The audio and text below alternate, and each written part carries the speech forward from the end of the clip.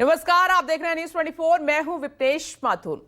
दिल्ली के पूर्व मुख्यमंत्री और आम आदमी पार्टी के संयोजक अरविंद केजरीवाल ने आरएसएस प्रमुख मोहन भागवत को चिट्ठी लिखी है।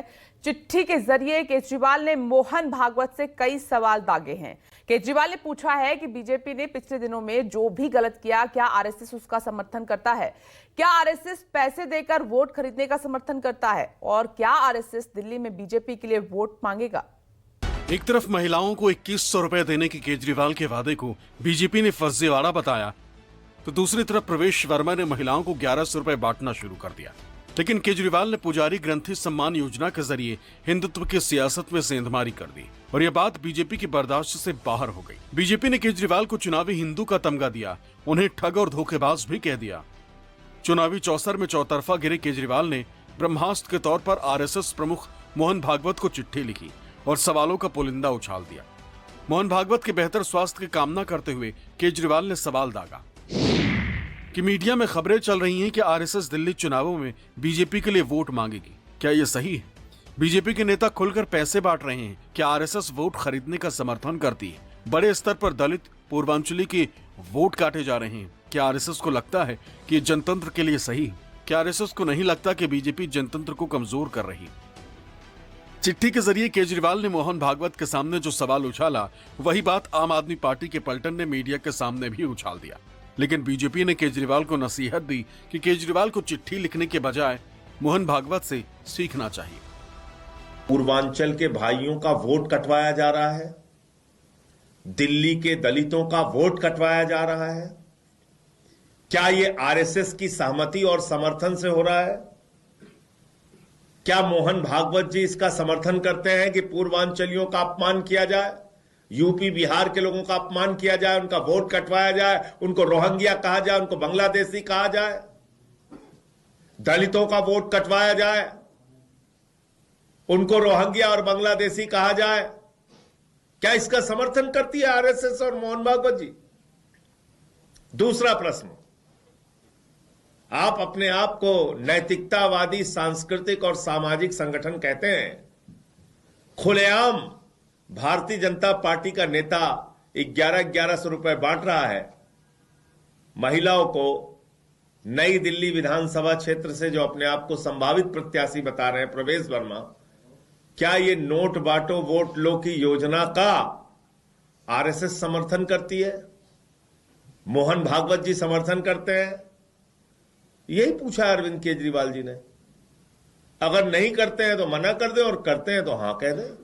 केजरीवाल जी के दावे, एक बिजली के तार, दूसरा क्लीन ड्रिंकिंग वाटर, तीसरा वर्ल्ड क्लास एजुकेशन सिस्टम, चौथा स्वास्थ्य की बेहतर सुविधाएं, पांचवा पर्यावरण प्रदूषण, छठा गंदगी के ढेर, सातवां महिला सुरक्षा, आठवां कच्ची कॉलोनियों में बेसिक फैसिलिटीज और नवां झुग्गी झोपड़ी के लोगों को मकान, और 10वां यमुना की सफाई। ये तो नहीं किया, मगर काम ऐसे अद्भुत किए हैं कि भारत की राजनीति में उदाहरण न मिले। सुधांशु जी ने क्या दिल्ली की चरमराती हुई कानून व्यवस्था के ऊपर भी कोई सवाल उठाया? एक मात्र काम दिया था दिल्ली की जनता ने भाजपा को, दिल्ली की कानून व्यवस्था दुरुस्त रखने का। बद से बदतर कर दिया उन्होंने। इनके पास कोई काम नहीं है। अरविंद केजरीवाल को गाली निकालने के अलावा और कोई काम नहीं आता इनको। जब से अरविंद केजरीवाल जी ने 2100 रुपया प्रति महीना, जब से अरविंद केजरीवाल जी ने 60 साल से ऊपर के बुजुर्गों के लिए मुफ्त इलाज, चाहे सरकारी में हो चाहे प्राइवेट में हो, और जब से पुजारियों और ग्रंथियों के लिए 18,000 रुपए प्रति महीना की स्कीम का गारंटी दी है, तब से इनकी नींदें उड़ी हुई हैं। इनको कोई मतलब नहीं है दिल्ली की जनता से, दिल्ली की डेवलपमेंट से। इनको सिर्फ अरविंद केजरीवाल को गाली निकालनी होती है। नित नए रूप और नित नए स्वांग रचने वाले पार्टियों में कोई और नया चित्र विचित्र उदाहरण देखने को मिले, उससे पूर्व हम याद दिलाना चाहते हैं कि आम आदमी पार्टी उस विचार के साथ आई थी कि हम नई राजनीति लेके आ रहे हैं, और आज की राजनीति में सबसे बड़ी चुनौती सारे राजनीतिक दलों के लिए जो थी, वो ये थी क्राइसिस ऑफ क्रेडिबिलिटी, विश्वसनीयता का संकट। एक विचार आम जनता में बना है कि राजनीतिक लोग जो कहते हैं वो नहीं करते हैं। भारतीय जनता पार्टी और एनडीए ने प्रधानमंत्री श्री नरेंद्र मोदी जी के नेतृत्व में इस विचार को बदला। हमने राजनीति में प्रामाणिकता को स्थापित किया और आम आदमी पार्टी उसकी दूसरी एक्सट्रीम है, जो कहते हैं वो कभी नहीं करते हैं। 22 राज्यों में बीजेपी वाले पुजारियों को और ग्रंथियों को सम्मान राशि नहीं दे पा रहे हैं। दिल्ली में अगर अरविंद केजरीवाल जी ने 18,000 रुपए की सम्मान राशि पुजारियों और ग्रंथियों के लिए घोषित की है, तो उसका विरोध क्यों कर रहे हैं? मैं तो यह पूछ रहा हूं, आपसे खुद कोई काम होता नहीं, केजरीवाल कुछ करते हैं उसका विरोध करते हो, हमसे सवाल पूछ रहे हो कि बताओ कैसे करोगे, पैसा कहां से आएगा। अरे बेईमानो, याद करो तुमने बिजली फ्री का भी विरोध किया था। हमने दिल्ली में बिजली फ्री करके दिखाया, केजरीवाल जी ने। बीजेपी ने पानी फ्री का भी विरोध किया था, केजरीवाल जी ने पानी फ्री करके दिखाया। शिक्षा, इलाज, मोहल्ला क्लिनिक, इन सब का विरोध किया था। फरिश्ते स्कीम का विरोध किया था, यहां तक कि सीसीटीवी कैमरे लगाने का विरोध किया था। वो भी काम करके दिखाया केजरीवाल जी ने। मानसिक रूप से बीमार हो गए हैं केजरीवाल जी। आज 1 जनवरी है, मानसिक रूप से उससे बाहर निकले, इलाज कराएं। एक तो महिलाओं का अपमान कर रहे हैं, महिला को मुख्यमंत्री बनाए और महिला का कोई घोषणा ही बेचारी नहीं कर सकती है, तो ऐसा मुख्यमंत्री का क्या रोल है? ये अपमान है महिला का।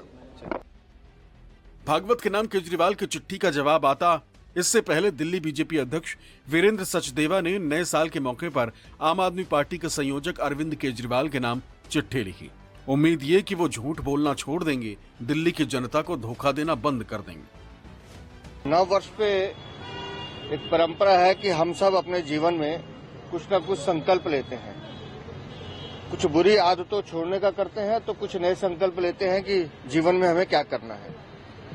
तो मैंने आम आदमी पार्टी के संयोजक और पूर्व मुख्यमंत्री श्रीमान अरविंद केजरीवाल जी को आज एक पत्र लिखा है। आप कहे तो मैं पढ़ के सुना देता हूं। आपको नए साल की शुभकामनाएं, आपके स्वस्थ और दीर्घायु जीवन की हम मंगल कामना करते हैं, का संकल्प लेते हैं।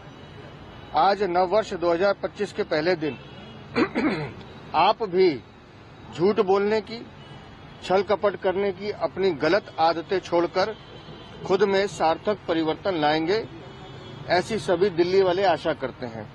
देखिए, भाजपा सिर्फ फर्जी आरोप लगाती है और भाग जाती है। इनका काम ही यही है, अरविंद केजरीवाल को गाली निकालो। इनके पास ना कोई प्लान है, ना कोई विजन है, ना इनको पता है दिल्ली के लिए क्या करना है। बस अरविंद केजरीवाल के कामों में अड़ंगा डालो, उनको डीले करो।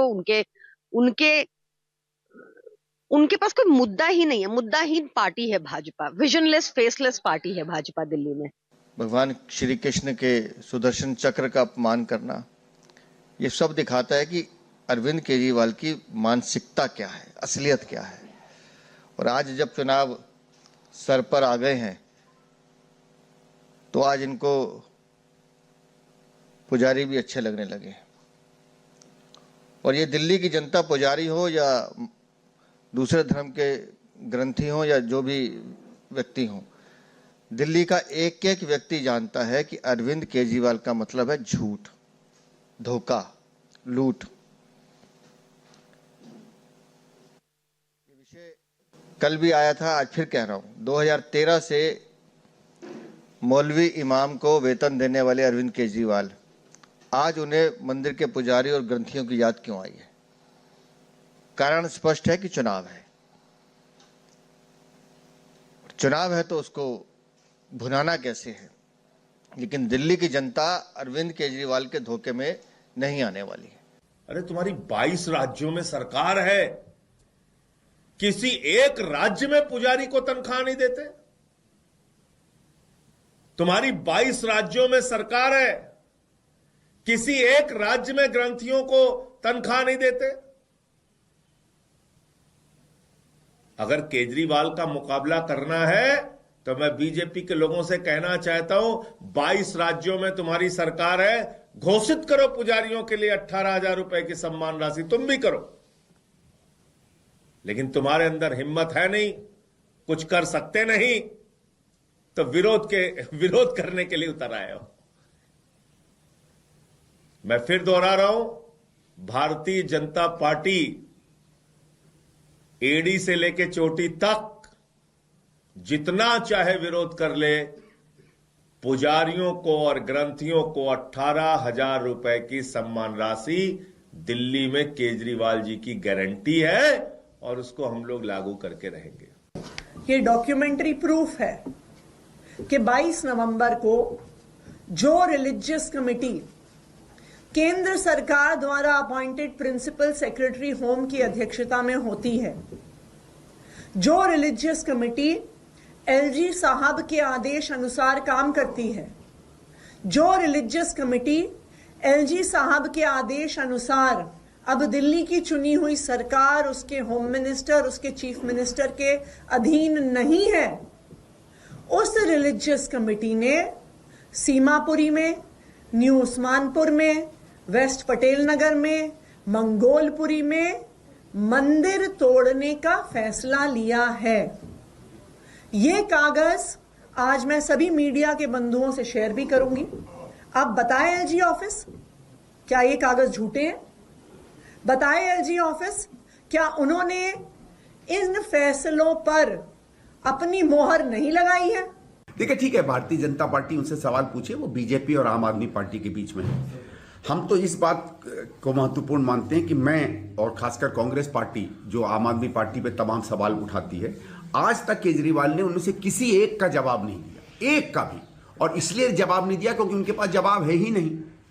तो अरविंद केजरीवाल को कोई भी चिट्ठी लिखना, किसी डिबेट के लिए चैलेंज करना, कहीं बुलाना, कोई इसमें अर्थ नहीं होता, क्योंकि वो हमेशा जहां सच का सामना उन्हें करना पड़े उस जगह से भागता है। आरएसएस प्रमुख मोहन भागवत के नाम केजरीवाल की चिट्ठी से पहले दिल्ली की मुख्यमंत्री आतिशी ने एलजी को एक चिट्ठी लिखकर ये गुहार लगाई थी कि दिल्ली में मंदिरों को तोड़ा न जाए। हालांकि एलजी दफ्तर से आए जवाबी चिट्ठी में दावा किया गया कि दिल्ली में कोई भी मंदिर या अन्य धर्म स्थलों को तोड़े जाने का कोई प्रस्ताव नहीं और आम आदमी पार्टी चुनावी फायदे के लिए जनता को गुमराह कर रही। Bureau report, news 24।